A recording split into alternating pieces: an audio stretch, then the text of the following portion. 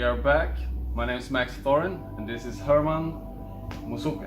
Yes, Herman Musoke. Yes, and we're gonna dive into a little bit of the Uganda, but also African real estate market. Talk about mindset and a lot of other interesting stuff. So the first question would be then, like, what about the Ugandan real estate? What's different about Uganda, Africa, if you compare it to Europe, maybe the United States? How is the difference between the profits? What about risk? What about law? How is it as a foreigner coming to invest there? Well, first and foremost, I'd love to thank you for inviting me here. Thank you. It is a pleasure to be here. When you ask me about Africa or Uganda, the biggest thing I'll tell you will be the key performance indicators. The key performance indicators means like small things that actually change in demographics such as population. Mm-hmm. So when I came to Sweden 15 years ago, the population was 9 million. Today it's 10 million. In Uganda, it was about 22 million. Mm-hmm. Today it's 44 million. Mm. That's double. Mm-hmm. Yes, in Tanzania it was still the same. Today it's about 50 million from about 28 million. And I can guess that the housing has not been able to caught up with that. Exactly. So government doesn't do anything about it, and people always fear the African market because they think it's risk involved. And of course there's risk involved in everything, but we fear the unknown always, and that's human nature really. So I'm not going to say that Africa doesn't have its challenges. Of course, all countries have different challenges, but if you point out single-handedly which countries you want to do business in, and then actually progress from there and see, okay, can this be done? You'll find more answers. Okay. So where can someone start right now if they're like, I can see my future investing in somewhere in Africa. Where should they start? Should they just like go down there, find a piece of land, or contact a firm, or what's the right move here? Well, the first piece will be due diligence. Yeah. Due diligence, knowing what is possible, because as I said, African demographics is changing, and as I said, it's just one thing that I've actually just tapped on. There's so many other things we can actually talk about, but one can start with due diligence and know exactly where they are more interested in, and is it feasible? Feasible. Feasible means like, can it actually be done in that country? Okay. Yes. So, for example, if someone came to Uganda, as a foreigner, they would start at least to try to find out what's the laws around real estate with foreigners. So that you don't get in the wrong hook of things. So that's the first thing, and then I see, okay, that is possible. So what's the next thing? Due diligence. Pick an area. It's called the gold mine area. You pick an area, and then you start as well doing the same due diligence and find out more. But if you don't know the laws, you can get hurt. I don't know if I answered that. You start investing all your money, and halfway in you're like, oh, this was not even possible. Whoops. Yes. Yeah. So some groundwork basically. Yes. And then they want to check. Is it best to? This is of course also different, but depending. I mean, countryside. Like, are people? Is it better to profit-wise to invest in for richer people from their summer vacation spot, or is it better to invest close to a university where students want to need a cheaper apartment? Maybe they live together, 4 people in one apartment, and do that, or what would you say? Now that is that's relative. What I want to mean is that, for example, we Hermie Homes, we talk about, when we look at a project, we don't look at it if it's in a slum area, whether it's in a rich area. We look at the numbers. What is the numbers? How is the area, the place? What governs around the place? What amenities are around the place? So if you think about, yeah, this is gonna be the target market and so forth, if you are specialized in that, then do just that. But if you're into numbers and you have your diligence right, then there shouldn't be a problem of which target market you actually select. I have to warn you though, of course, the lower you go, you can get your property vandalized and so forth and so forth. But there is always ways around that. So it's relative, really. It's a give and take thing, you know. But a bit of different tactic layout there. Yes, also. you have to have an open mind. So if people want to go for safe first investment to maybe get their foot in. Well, safe investments, we can always help. Hermie Homes is there to help. We can always help because we do the due diligence for you and actually just give it to you in an app, or even just keep on flowing due diligence. And then you can always look around who are the developers, around the influencers, because these things are as well open to the internet. And then you look and dig deeper a little bit. So it varies how you want to do this. There's a one-man show of I want to do it myself, and there's another show that I can trust someone else to do it for me.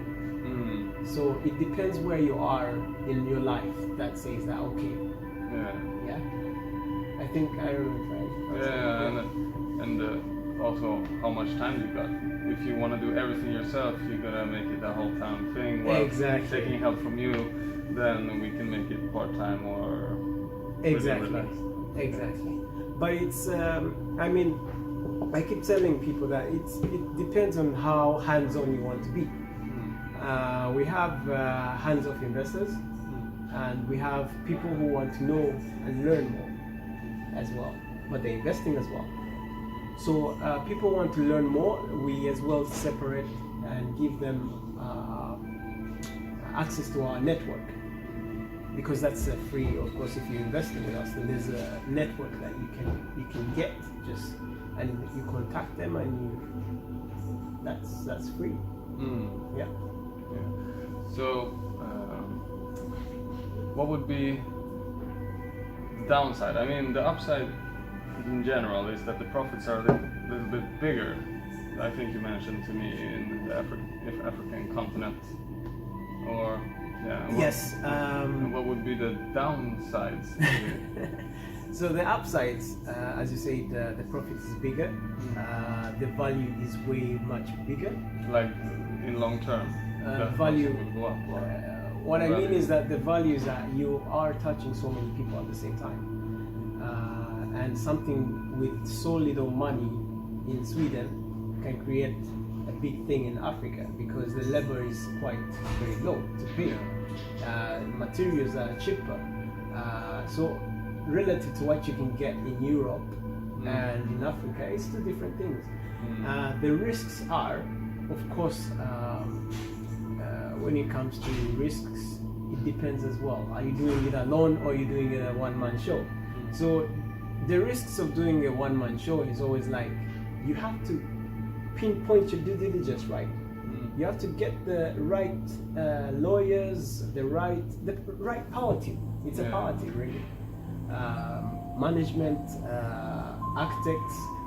So otherwise, these people are just gonna keep on getting money from you and not doing much, right?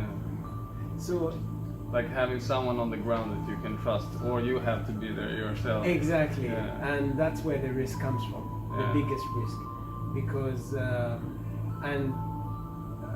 when I say Africa, of course, I'm talking about more Uganda, because as I mentioned before, that Africa is not the same. of course, we share some similar qualities, but we're not the same, all of us. Yeah. And some places are more developed than others. So you have to keep out from a place that has a war going on. You get what I mean? You don't just say, okay, you know what, I'm gonna go buy some properties in Africa, let me go to Southern Sudan, or let me go to Cameroon right away. So you gotta know the political stabilities, what's going on in the country as well. Where is it going? So that's the risk factor. Yeah. So don't get lured into someone telling you, oh, it's so good. You invest 100,000. 10 months later, you get $1 million. Take it easy. Oh no. Take it easy. Take your time. Yeah. Build your team. Get to know them. Give them a beer, some dinner. Get to know them. It's not a scheme of get rich quick. It's just like any other thing, because it takes time. It takes time, and you have to be patient with it. And the biggest thing I love about what I'm doing is the people, people. The people, the lawyers, or the investors, or everything around. Actually, I love everything about business and people, like interactions with people, because that's like the whole collaboration of creating, working towards a common goal. Yes, that's always awesome. Yeah, awesome. We will take a little break and then we'll be right back. Thank you. Hello world, wake me up to another good morning, time to go. Got that smile upon my face, 'cause there's excitement in the chase, this I know. Yeah, I'm going for the ride and find myself, I am alive, and I soar. Still I run towards the wind and let the challenge draw me in, 'cause I want more. Oh, we are all looking for adventure. We are all looking for adventure. We are all looking for adventure. We are all looking for adventure. We are all looking for adventure. We are all looking for adventure. We are all looking for adventure. We are all... So we are back, and now we're gonna talk a little bit about where Herman started his journey. So you had your company for 3 years. Yes, I actually had my company for 3 years, but I was already way involved in real estate way before that. I think it was around 2023 where I bought my first property, and that was just a bare piece of land, and that's it. And until then, I started just piling up. Piling up more land. Yeah, more like that. And then I didn't have any like, okay, I will start developing on it, because real estate is like culture in Uganda. Your parents, your family or people around always tell you, yeah, you should buy a piece of land, you should buy something, you should. So this is the culture I'm talking about. So you kind of adopt into that kind of mindset. And for me to start this as a business, it was on one of these seminars. I've been to many seminars after I sold my business, my IT business, about 3 years ago. I had the IT business, and I sold it about 3 years ago. And after that, I was so much into personal development, so I went into a lot of real estate seminars. And then from there, I started doing it in the UK. Yeah. So I got a very, very good mentor. His name is Steve. God, I just got a brain freeze. Everyone knows Steve. It's okay. It's the Steve. But I got a very good mentor, and it was a psychological barrier for me to, okay, it works in UK, then I have to try it in Uganda. Because I could actually just start before, I just start building in Uganda, but I just didn't have the guts or but maybe it was easier to do it in a more structured, well-known market like that first. Thank you. Maybe that, because that just moved my psychological barrier, just threw it out, and I was like, I have to do this. Yeah. And the reason why was more like it brings more value. I mean, as I say, the lever, the way to value. freedom will go faster. Even the freedom, yeah, exactly. I mean, when you have like a financial goal, but when you reach that, will you like, it's so fun making real estate projects that you will just continue, or do you have a plan to actually vacate yourself or go into early pension? No, you mistake me actually, because for me this is not just about the money, because it's more about the value. Why I say it's about the value? It's because you get a different kind of satisfaction every time you serve, right? You bring the community and exactly, the people. Yeah. Exactly. It's a completely different kind of satisfaction. Yeah. And yes, you have as well. I heard this somewhere, but let me try to phrase it like this: the journey is the excitement.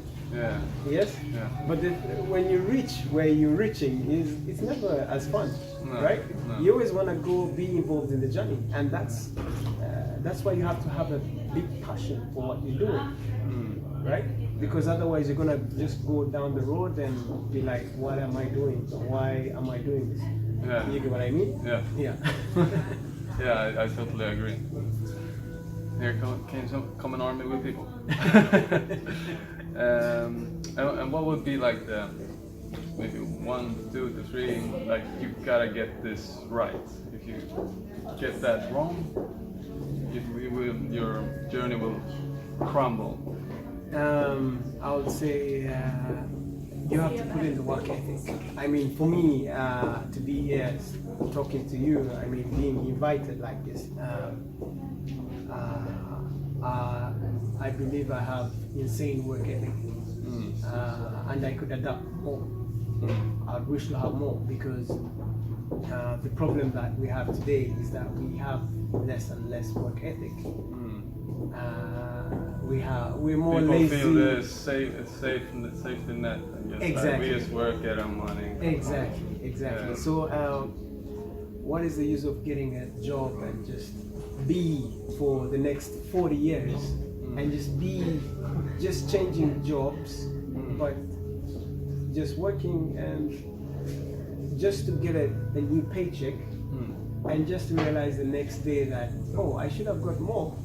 You get what I mean? And then you go and you work and again. So why all this? Yeah. You get what I mean? So it's important to know that, okay, this is what I'm working for. It's something bigger than me. It's of more purpose, and a lot of people rely on me. That's as well big accountability. So work ethic is first and foremost,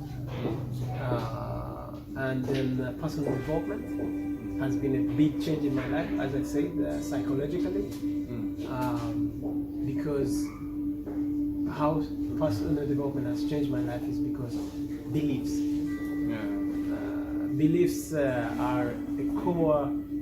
They're the core of your values, of your thoughts, of your behavior, habits, everything, right?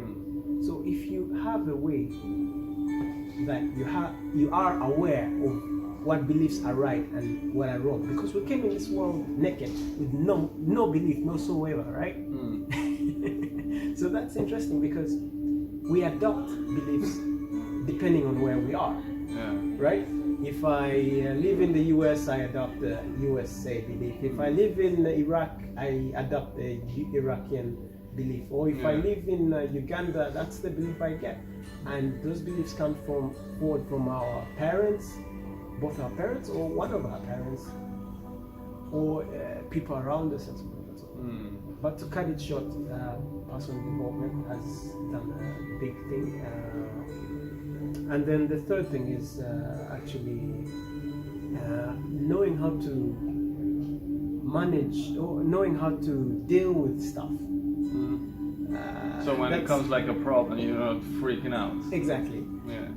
Understanding what human nature is. You get what I mean? And not to get so disappointed because someone did not do this or did not do that. You get what I mean? You have to be solutions oriented. Because that's the kind of mindset you need to be able to proceed in your business. And we started out small, but we're just going bigger and bigger and bigger. And we're not afraid to say as well, okay, wait, no. Yeah, we don't have any projects now, it's okay. And this has been, I've been keeping this on the low for a very long time because we are progressing. Yeah. You get what I mean? But we're getting there. Yeah. Awesome. It was something I was gonna say there about the second one, the mindset. Yeah, and I mean it's just like I can't speak from exact experience now, but it's coming because I have the belief. But it can be you have a paycheck of 20,000 Swedish crowns, and for you to start believing that it's possible for you to start earning 50 might be you thinking you are insane. So to get like punch through that barrier, you really have to change your mind about it. Yes, that's true. That's maybe your friends, maybe other stuff. And let me even add that the work ethic you have, the interviews, I've seen the interviews you've done, like so many interviews. No one told you to do that, right? No. No one told you to do that. But you said, I'm going to do this, I'm going to fulfill it, right? That's work ethic. Saying that, look, come rain, come sunshine, I'm going to do something.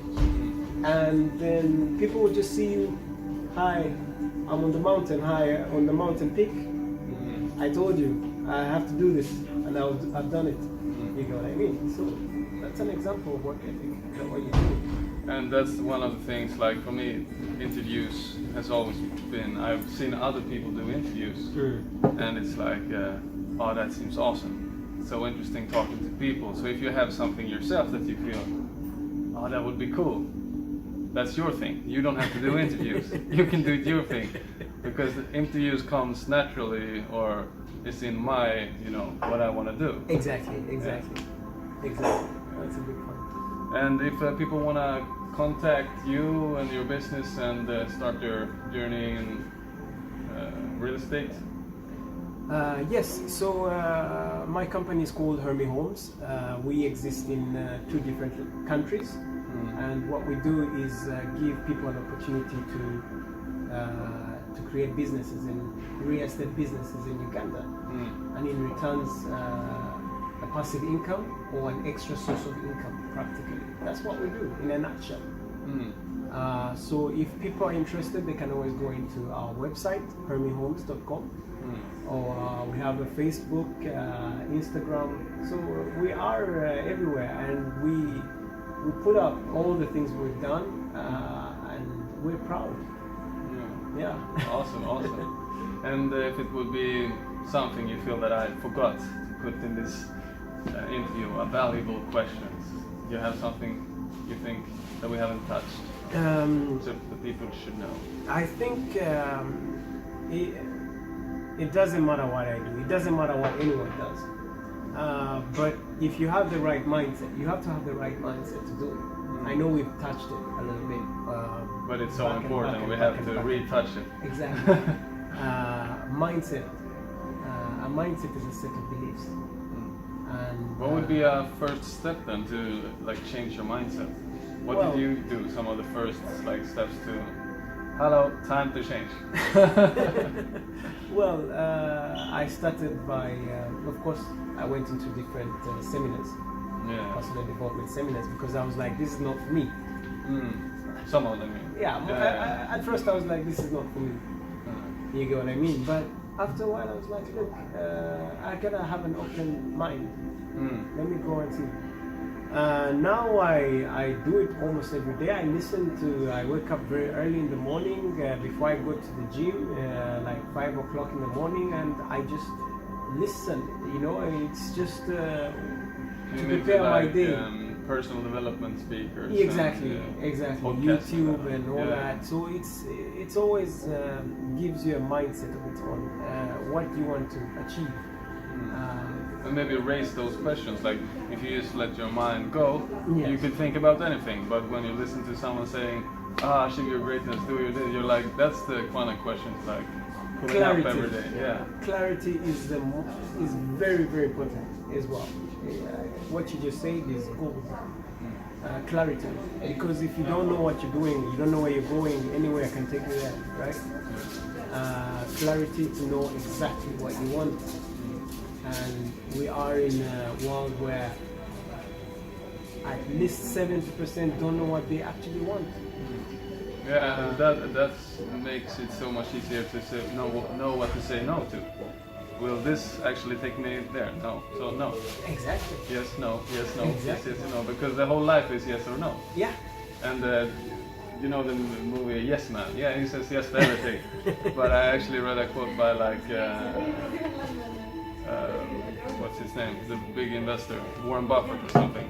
It was actually about all the things he said no to. That was like the big thing I know.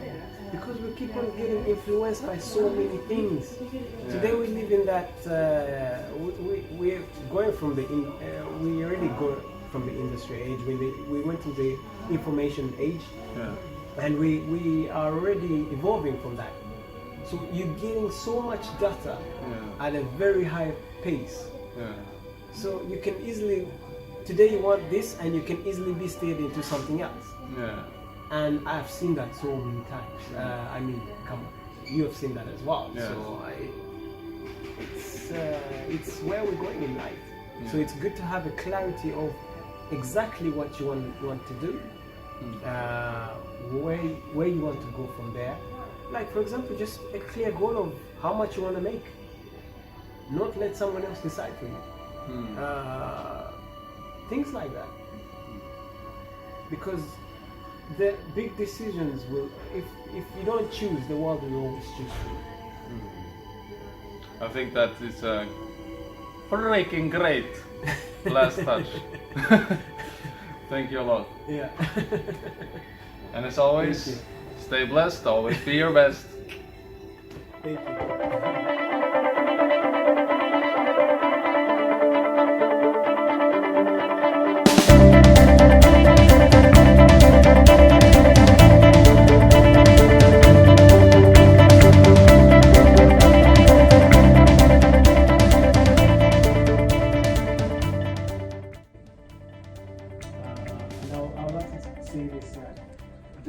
Doing business in Africa needs one to adopt towards opportunity than anything else. Because the numbers I showed you about population, I mean, I don't need to have a business in real estate. I can have an app, I can have anything, but bringing it to the market that is that big has